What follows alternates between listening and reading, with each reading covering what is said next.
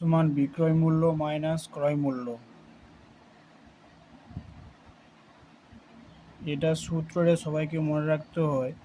এবার বিক্রয় মূল্য যেহেতু 900 বলে দেওয়া আছে, 900 লিখলাম, ক্রয় মূল্য 500, ব্র্যাকেটের মধ্যে টাকা, এককটা আমার ছিল টাকায়, অতএব বিয়োগ করে 400 হলো।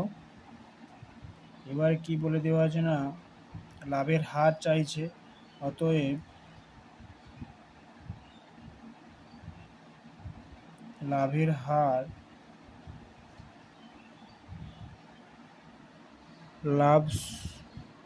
লাভ বাই হচ্ছে ক্রয় মূল্য ইন্টু 100, এটাও একটা সূত্র, এই দুটো সূত্র লাগলো।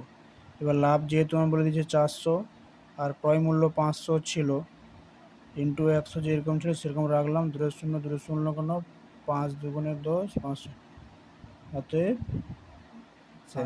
টাকা না, এটা পার্সেন্টেজ হবে, অতএব শতকরা লাভ 80% হলো।